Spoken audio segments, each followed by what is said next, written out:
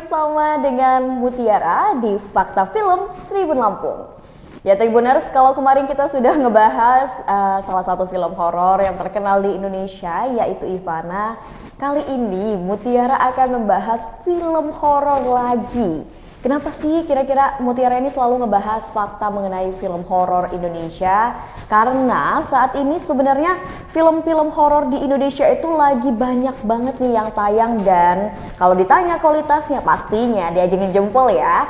Nah, kali ini Mutiara akan berbicara tentang salah satu film horor terkenal yang katanya film horor ini menjadi titik balik dari kejayaan film horor di tanah air. Kira-kira bisa ada yang nebak nggak sih apa nih yang bakal dibahas di Fakta Film Tribun Lampung episode kali ini? Ya betul banget, jadi Mutiara akan ngebahas tentang film Pengabdi Setan 2 Kemenyan. Ya, seperti yang kita ketahui, kalau Pengabdi Setan itu yang pertama, season awal itu sudah tayang di bioskop pada tahun 2017 lalu, dan film ini mendapatkan sambutan yang antusias dari para penggemar film dan juga para penggemar film-film horor gitu kan. Bahkan film ini tuh dinobatkan sebagai salah satu film horor terbaik. Wah, keren banget kan?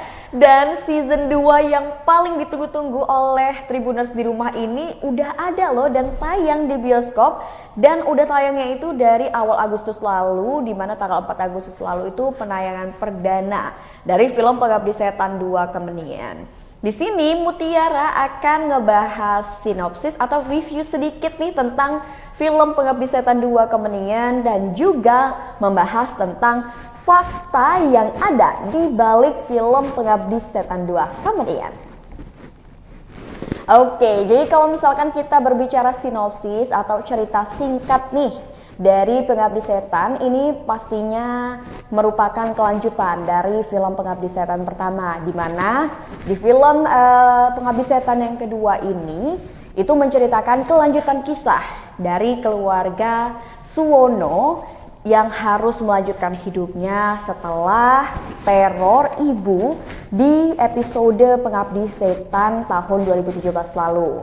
Di mana pada episode kali ini diceritakan kalau Bapak, Tony, Bondi, dan juga Rini akhirnya mereka memutuskan untuk pindah rumah dengan harapan mereka bisa melanjutkan hidupnya seperti manusia normal gitu, dan melupakan teror-teror yang udah terjadi di masa lalu.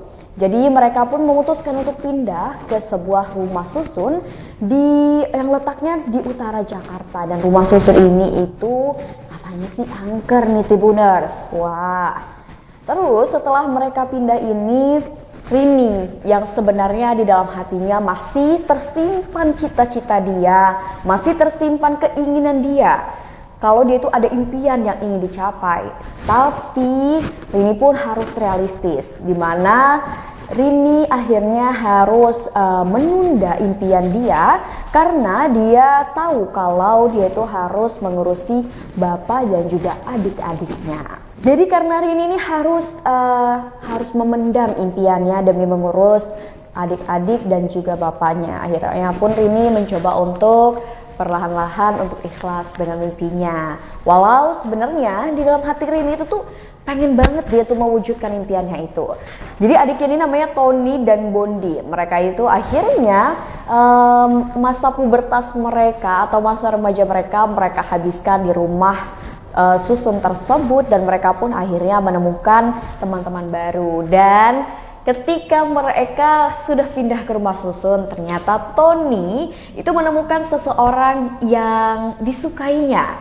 Jadi Tony itu menyukai seorang perempuan yang bernama Tari, di mana Tari ini ternyata usianya itu lebih tua dibandingkan Tony, dan faktanya lagi ternyata Tari ini sering dipandang sebelah mata oleh pemuda-pemudi di sekitar rumah susun tersebut karena satu dan lain hal seperti itu. Lalu kalau Bondi sendiri, dia akhirnya memiliki 2 sahabat selama dia tinggal di rumah susun itu.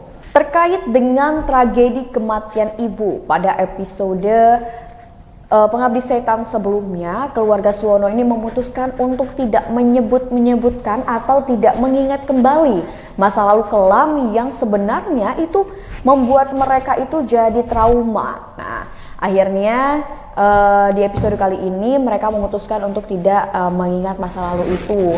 Dan pada episode kali ini si bapak itu sibuk bekerja. Dia sibuk bekerja, tapi dia tidak pernah nih ngasih tahu ke anak-anaknya apa sih pekerjaannya gitu.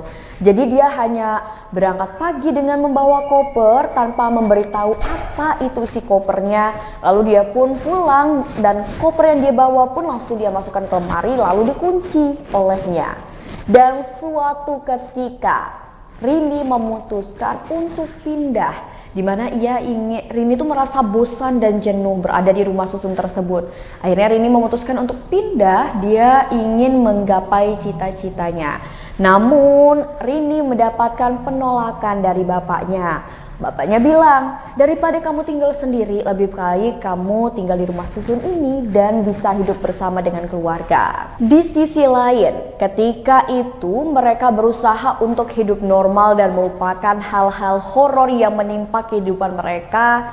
Tiba-tiba pada masa itu muncullah penembak misterius yang disebut dengan Petrus, yang dia itu sampai merajalela di jalanan ibu kota. Dan akhirnya berita soal Petrus pun menjadi hal yang sangat diperbincangkan hingga suatu hari dikabarkan akan terjadi badai besar pada tanggal 16 April 1986. Badai tersebut diramalkan akan membuat banjir terutama di kawasan daratan yang lebih rendah seperti lokasi rumah susun mereka.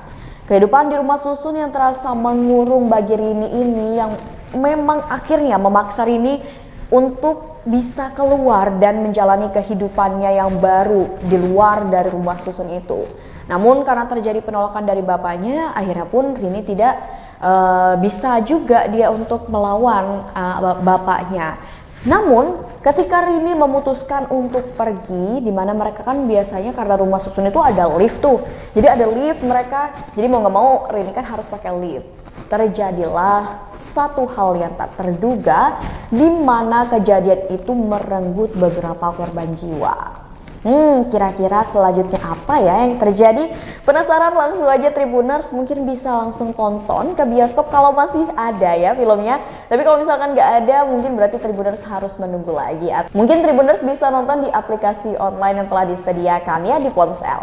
Oke, kali ini setelah kita bahas sedikit cerita atau mengulas sedikit cerita dari film Pengabdi Setan 2 Kemenian, Mutiara kali ini akan membahas fakta mengenai lokasi syuting yang dijadikan sebagai tempat syuting Pengabdi Setan 2 Kemenian, yaitu rumah susun. Yang pertama, ternyata rumah susun ini berada di perbatasan antara Jakarta Timur dan Bekasi. Jadi letaknya rumah susun ini ternyata di kawasan Bintara Jaya, perbatasan dengan antara Jakarta Timur dan juga Bekasi. Rumah ini mempunyai rumah susun sederhana milik atau yang biasa disebut dengan rusunami. Fakta selanjutnya atau fakta yang kedua, lokasi syuting ini ternyata direkomendasikan oleh netizen loh. Jadi katanya awalnya itu Joko Anwar bersama dengan timnya itu mencari lokasi syuting yang pas untuk Pengabdi Setan kedua ini. Mereka akhirnya melakukan pencarian ke berbagai tempat, bahkan mereka tuh sampai nyari ke Bandung gitu kan. Pas udah mereka nyari ke Bandung, udah 4 bulan, mereka pun akhirnya menyerah. Karena mereka nggak menemukan nih kira-kira tempat di mana sih yang cocok gitu kan untuk syuting film Pengabdi Setan 2 ini. Akhirnya mereka pun memutuskan untuk bertanya atau meminta bantuan ke netizen. Dan ada salah satu netizen nih yang menawarkan kalau ada di daerah Jakarta sebuah rumah susun yang kayaknya ini horor banget nih dan cocok banget untuk dijadikan sebagai lokasi syuting dari Pengabdi Setan 2. Akhirnya Joko Anwar dan tim memutuskan untuk melihat lokasi dan akhirnya mereka pun srek nih, oh iya ini bagus deh gitu. Dan akhirnya mereka memutuskan untuk menjadikan rumah susun tersebut sebagai lokasi syuting dari Pengabdi Setan 2 Kemenian. Bahkan netizen yang mengusulkan atau merekomendasikan lokasi syuting ini itu namanya disebutkan nih di kredit titelnya. Jadi ini sebagai bentuk terima kasihnya Joko Anwar dan tim karena sudah dibantu untuk memilihkan lokasi syuting. Fakta yang ketiga nih Tribuners, ternyata rumah susun yang digunakan sebagai lokasi syuting Pengabdi Setan 2 ini itu sudah terbengkalai selama 15 tahun. Wah, luar biasa ya. Berarti udah lama banget ini tuh rumah susun yang nggak terjamah sama manusia gitu kan. Dari mulai terbentuknya pada tahun 2007 dan mulai terbengkalai pada tahun 2008 hingga 2020 saat ini, maka bisa dihitung kira-kira kurang lebih 15 tahun rumah susun ini tuh terbengkalai dan tidak dijamah oleh manusia. Jadi wajar kalau penampilan rumah susun itu menambah kesan horor dari film Pengabdi Setan 2 ini. Dan selanjutnya, fakta yang keempat, ada misteri di balik lantai 7 rumah susun ini. Wah, kira-kira faktanya apa sih? Nah, jadi Tribuners, ternyata di lantai 7 rumah ini itu penjaganya ngomong kalau misalkan selama syuting lantai 7 ini nggak boleh dipakai, katanya gitu. Dan ada beberapa krunya Joko Anwar yang akhirnya penasaran, kenapa sih kira-kira lokasi ini nggak bisa dipakai, dan mereka pun akhirnya mencoba untuk melanggar apa yang dianjurkan oleh si penjaga rumah susun ini, dan akhirnya ada kejadian-kejadian yang kurang mengenakan akhirnya terjadi dan Joko Anwar pun tidak bisa menceritakan secara detail kejadiannya apa. Jadi memang di rumah susun ini tidak boleh lokasi lantai 7-nya itu tidak boleh dijadikan sebagai lokasi syuting atau tidak boleh dijamah oleh para pemain dan juga krunya. Fakta yang selanjutnya, ternyata Tara Basro yang salah satu pemain film di Pengabdi Setan 2 ini mengaku dia merasa terkejut. Nah, jadi si Tara Basro ini kan memang dia ternyata katanya selama di lokasi syuting itu mereka menemukan beberapa kejadian-kejadian mistis yang akhirnya ngebuat beberapa kru atau pemain itu merasa takut, tapi Tara Basro itu malah kebalikannya gitu. Jadi dia tuh semakin penasaran dan dia malah kepengen untuk keliling-keliling lokasi rumah susun itu untuk melihat kondisi dan sebagainya. Nah, dan Tribuners perlu diketahui ternyata akibat dari film Pengabdi Setan 2 ini, rumah susun ini akhirnya banyak nih dikunjungi oleh para netizen ataupun para penggemar film horor yang pengen tahu seperti apa sih bentuk lokasi syutingnya, sehoror apa sih.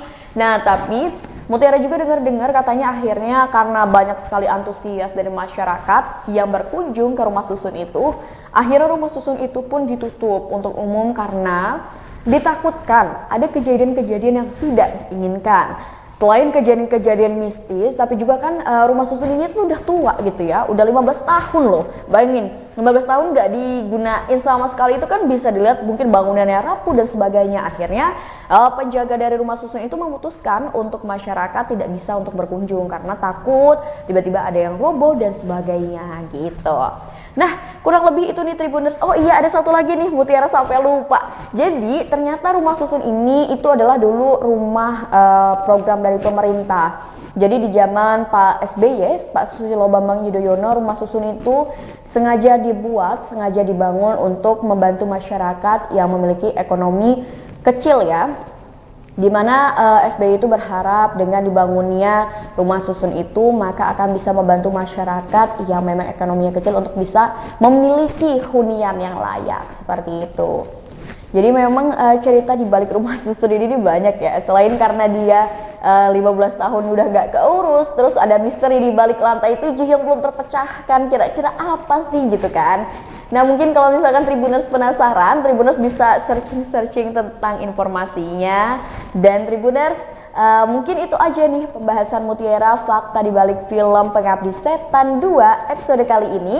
Dan sampai jumpa di episode fakta film berikutnya. Bye-bye.